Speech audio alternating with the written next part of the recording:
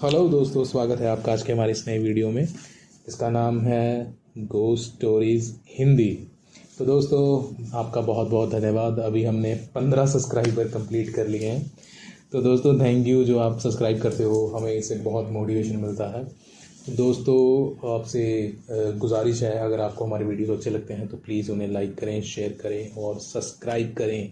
इससे हमें बहुत मोटिवेशन मिलता है दोस्तों, आज की स्टोरी जो हम सुनाने वाले हैं वो एक सत्य घटना पर आधारित है। और दोस्तों, ये स्टोरी एक छोटे से बच्चे की है जिसे एक एंटिटी अपने वश में कर लेती है और फिर उस बच्चे के साथ क्या होता है। ये कहानी है टिंकू नाम के एक लड़के की, जिसकी उम्र 11 साल है। टिंकू अपने माँ बाप का सही था।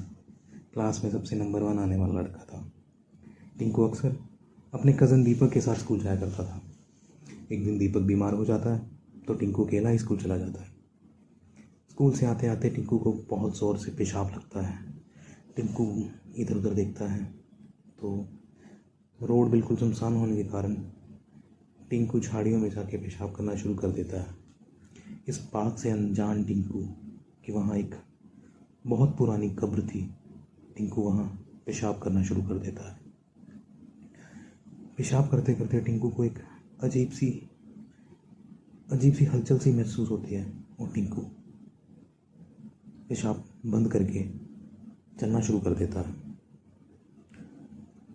टिंकू को ऐसे ही कुछ अजीब सा महसूस हो रहा होता है। उसे कभी ठंडी हवा लग रही होती है, कभी गर्म हवा। वो बस चला जा रहा होता है। रास्ते में उसका एक दोस्त उसको पीछे से आवाज़ लगाता है, टिंकू, ओ टिंकू, टिंकू रुक। टिंकू उसकी एक भी बात नहीं सुनता और बस अपने ध्यान में मग्न चलता रहता है। चलते चलते टिंकू अपने घर पहुंच जाता है। घर पहुंच के वो बस वहाँ जाके बैठ जाता है। टिंकू की माँ देखती है कि रोज़ टिंकू आके उसके पैर छुआ करता था। आज टिंकू चुपचाप आके बैठ गया, कुछ बोल नहीं रहा।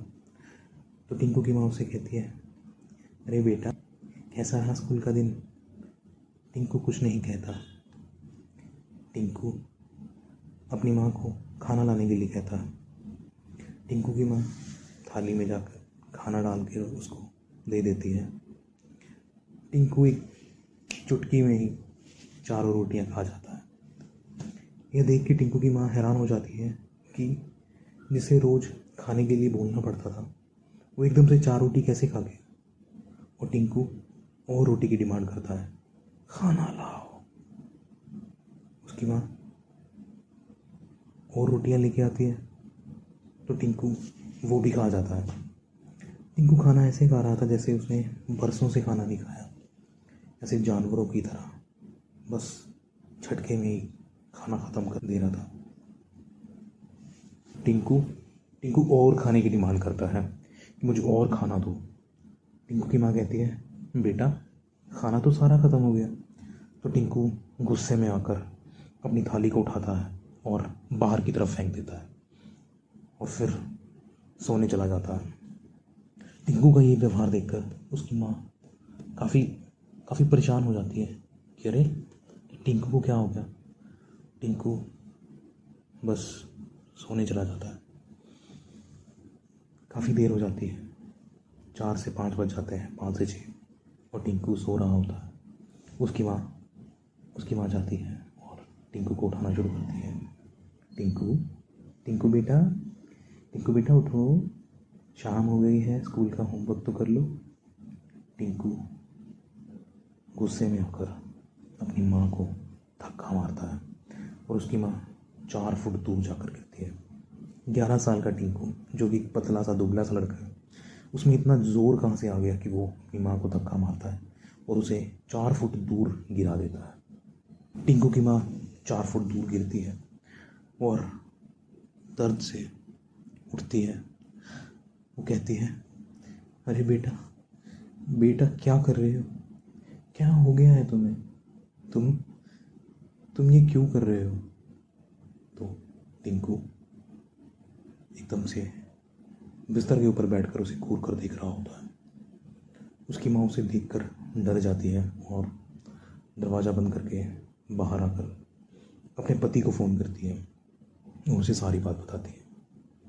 वापिस आता है, अपने पति को फ़ोन करती है और उसे सारी बात बताती है कि कैसे टिंकू स्कूल से आया, उसने खाना खाया और उसे धक्का मारा। उसके पिताजी उसकी बातें सुनकर एकदम हैरान हो जाते हैं कि अरे हमारे बेटे को क्या हो गया। उसके पिताजी जैसे ही घर आते हैं तो वो देखते हैं कि टिंकू सो रहा होता है। वो जाते हैं और टिंकू को उठाते हैं। टिंकू बेटे उठो। टिंकू उठता है। अब टिंकू एकदम नॉर्मल लग रहा था, जैसे कुछ नहीं हुआ हो। और टिंकू उठकर कहता है, अरे पिताजी आप घर आ गए। अरे माँ तुमने मुझे उठाया ही नहीं, मैं तो बस सोता ही रह गया। मुझे स्कूल का होमवर्क करना है, कल सुबह मेरा टेस्ट है, मुझे उसके लिए प्रिपेयर करना है।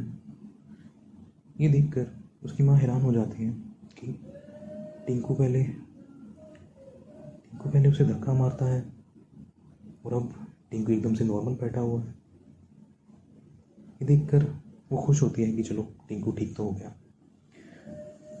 फिर टिंकू उठता है और अपना होमवर्क करना शुरू कर देता है। उसके पिताजी उसकी माँ को कहते हैं कि तुम तो डरा ही देती हो, टिंकू तो एकदम ठीक है। फिर रात होती है, सब भी खाना खाते हैं और सारे सो जाते हैं। टिंकू अक्सर अपनी माँ के साथ सोया करता था। तकरीबन रात के 12:30 बजे टिंकू की माँ जब करवट बदलती है तो वो देखती है कि टिंकू बेड पर नहीं है। वो उठकर बाहर देखती है कि हो सकता है टिंकू पेशाब करने के लिए बाहर गया हो। तो वो देखती है तो टिंकू वहाँ भी नहीं होता। वो टिंकू को इधर उधर ढूंढती है, टिंकू बेटा। तो टिंकू उसे पूरे घर में कहीं नहीं मिलता। टिंकू की माँ की आवाज़ सुनकर टिंकू के पिताजी उठ जाते हैं और उनसे पूछते हैं कि तुम रात को टिंकू की चिल्ला रही हो। तो उसकी माँ बताती है कि टिंकू बिस्तर में नहीं है और बाहर भी नहीं मिल रहा। तो टिंकू के पिताजी उसे आवाज़ लगाना शुरू कर देते हैं, टिंकू।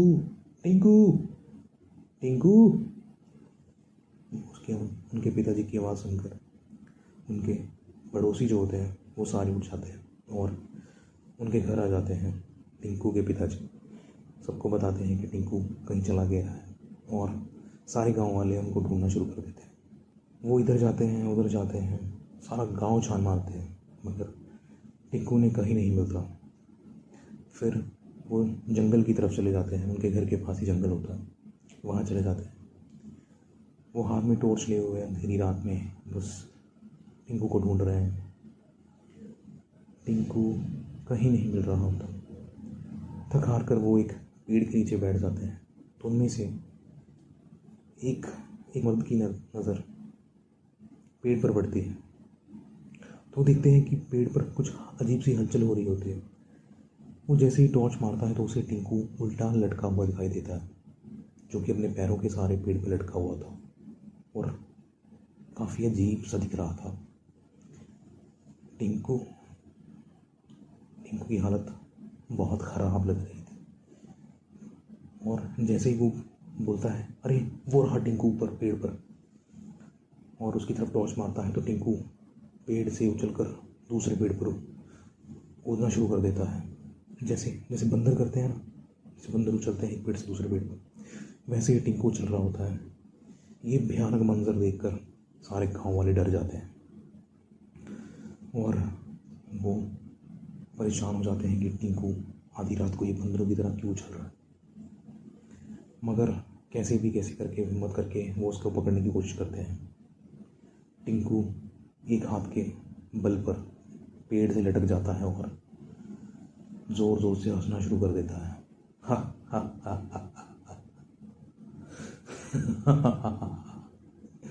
मैं इसे ले जाऊंगी, मैं इसे ले जाऊंगी, ऐसी आवाज़ गूंजने लगती है। सारे गांव वाले डर जाते हैं और टिंकू पेड़ से नीचे गिर जाता है। लोग उसे उठाते हैं और उसके घर की तरफ ले जाते हैं। फिर वो घर जाकर उसके एक कमरे में बंद कर देते हैं। एक बुज़ुर्ग आदमी टिंकू के पिताजी से कहता है कि मुझे लग रहा है इसके ऊपर किसी भूत का साया है, आप किसी बाबा के पास जाइए और इसका इलाज करवाइए, क्योंकि आधी रात को जैसे ही पेड़ पे लटका हुआ था और ये जो आवाज़ आ रही थी ज़रूर किसी भूत का साया हो सकता है। ये सुनकर टिंकू की माँ काफ़ी हैरान हो जाती है और वो रोने लग जाती है। तो उसके पिताजी उसे दिलासा देते हैं कि नहीं, टिंकू ठीक हो जाएगा। वो टिंकू को एक कमरे में बंद करके दूसरे कमरे में बैठ जाते हैं और सुबह होने का इंतज़ार करते हैं। सुबह होते ही टिंकू के माता पिता उसे उस बाबा के पास ले जाते हैं। ये बाबा बहुत ही मान्यता प्राप्त था, मगर जैसे ही टिंकू उसके डेरे के बाहर कदम रखता है तो उस बाबा का शरीर एकदम से कांपना शुरू कर देता है। उसे बहुत तेज़ दर्द शुरू हो जाता है। उसकी बॉडी में इतना पेन हो रहा होता है जैसे कि कोई उसे बहुत सारी सुइयां एक साथ चुभा रहा हो। वो बाबा इतना दर्द के मारे कांप रहा होता है कि उससे कुछ बोला भी नहीं जा रहा होता। वो बाबा उस आत्मा के उसके आसपास होने का आभास महसूस कर पा रहा था। वो बाबा बहुत डर जाता है कि जब वो आत्मा उसके सामने आएगी तो उस बाबा का क्या होगा। टिंकू जो कि डेरे की तरफ आ रहा था ज़ोर ज़ोर से गुर्राना शुरू कर देता है।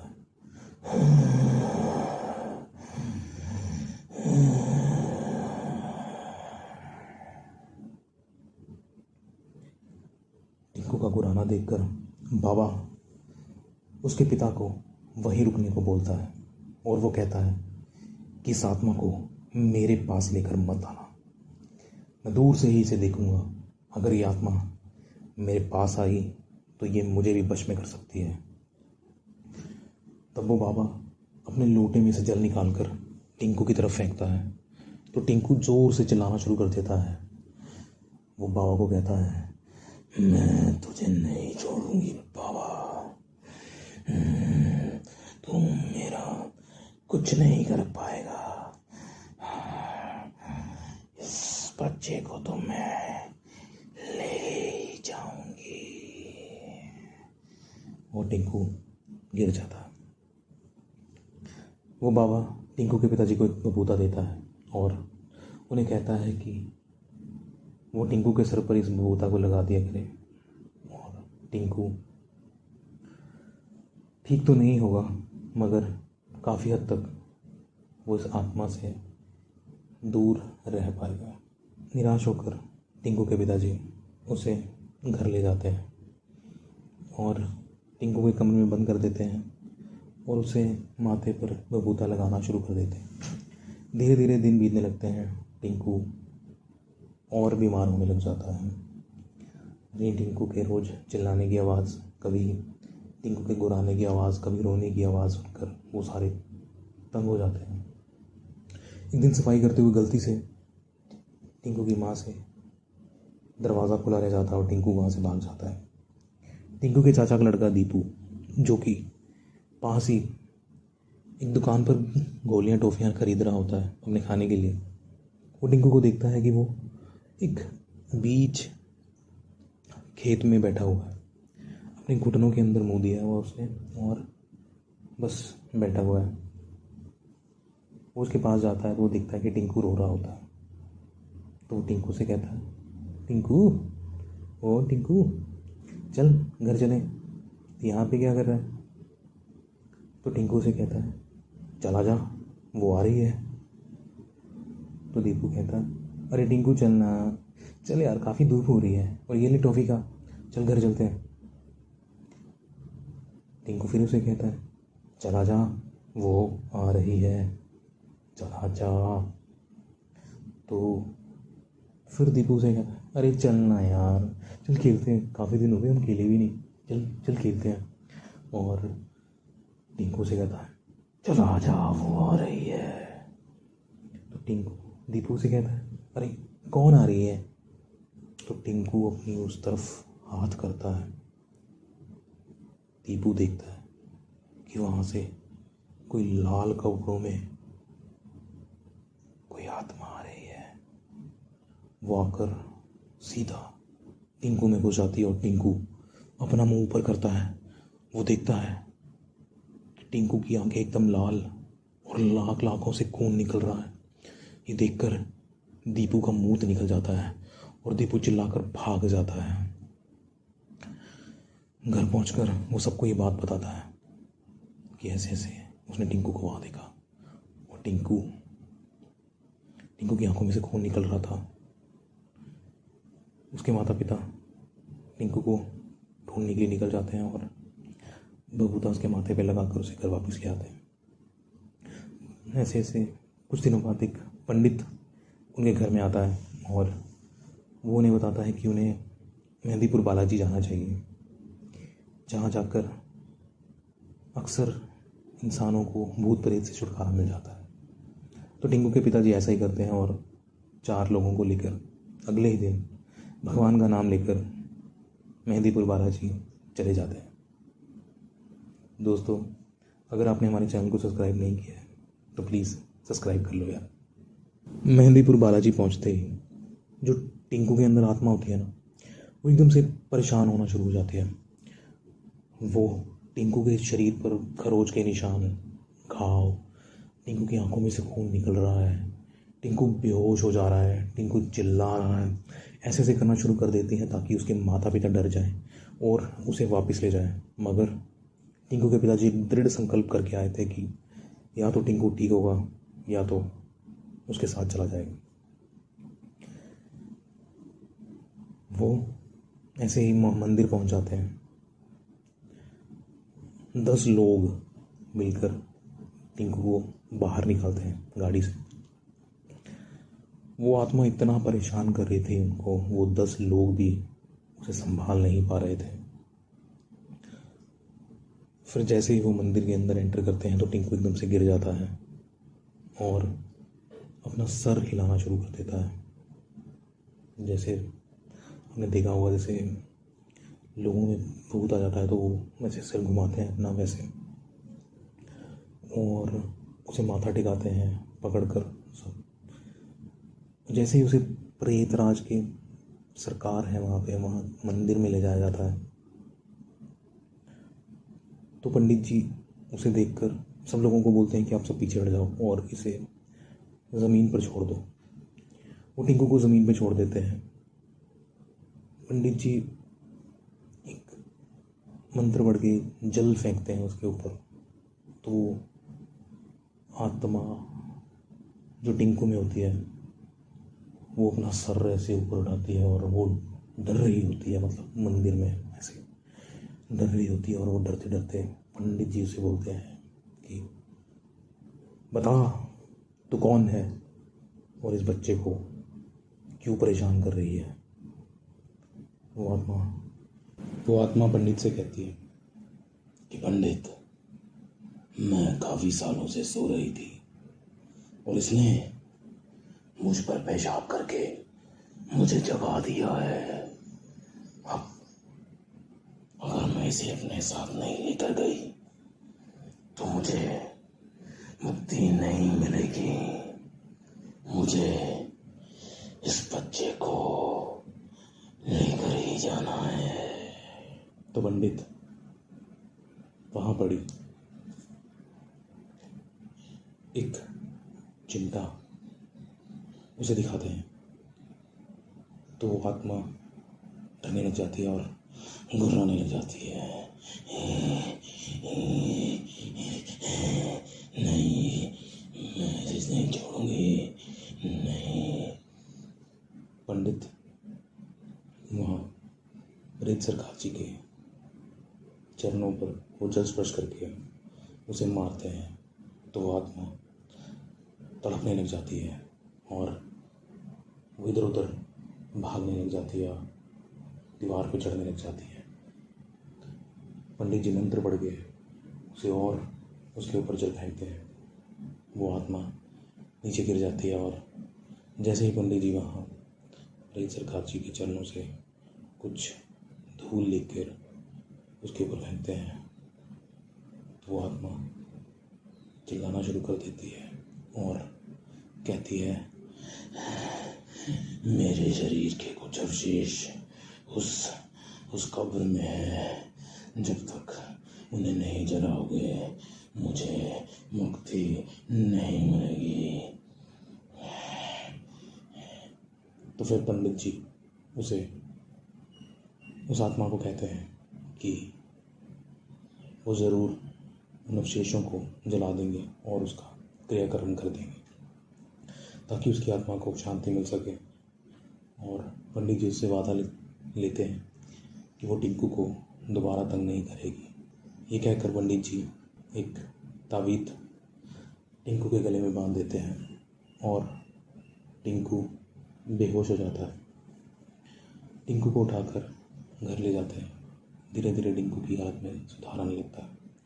टिंकू के पिताजी उस कब्र में से उन अवशेषों को निकालते हैं और उन्हें जला देते हैं। तो उस रात टिंकू के पिताजी को सपना आता है, एक नवविवाहित लड़की उसके ससुराल वाले उसे दहेज के लिए तंग कर रहे हैं और उसे तंग करके इतना तंग करते हैं वो बेचारी कुछ नहीं कर पाती। उसके माँ बाप बहुत गरीब होते हैं और वो गुस्से में आकर उस नवविवाहिता को आग से जला देते हैं और फिर मारकर वहाँ गाड़ देते हैं, जिस कारण वो भटकती हुई आत्मा बन जाती है। और वो कहती है सपने में कि अब उससे मुक्ति मिल गई है और वो चली गई है। टिंकू के पिताजी की आँख खुल जाती है और वो देखते हैं कि सुबह हो गई होती है। उनकी नज़र दीवार पर लगी हनुमान जी की मूर्ति पे पड़ती है और वो माथा टेकते हैं और अपने दिन की शुरुआत कर देते हैं। टिंकू अब स्कूल जाने लगा था। क्लास में सभी उसे डर रहे थे पहले, बट धीरे धीरे सब ठीक हो जाता है। मगर एक दिन अचानक जब टिंकू की माँ कपड़े धोने के लिए टिंकू के कपड़ों को लेके आ रही थी तो वो टिंकू की जेब में हाथ डालती है तो वो देखती है कि टिंकू की जेब में प्रसाद पड़ा हुआ। ये वही प्रसाद था जो वो मेहंदीपुर बालाजी से लाए थे। और दोस्तों कहते हैं कि मेहंदीपुर बालाजी में जो प्रसाद मिलता है उसे वहीं खाना होता है, उसे घर लेकर नहीं आते। तो दोस्तों कैसी लगी आपको हमारी कहानी? अगर आपको अच्छी लगी है तो प्लीज़ लाइक करें, शेयर करें, कमेंट करें और सब्सक्राइब कर लो भाई। तो दोस्तों मिलते हैं अगली वीडियो में। तब तक आप हमारी और वीडियोस देखिए जो कि ऑलरेडी हमारे चैनल पे पड़ी हुई हैं। Thank you.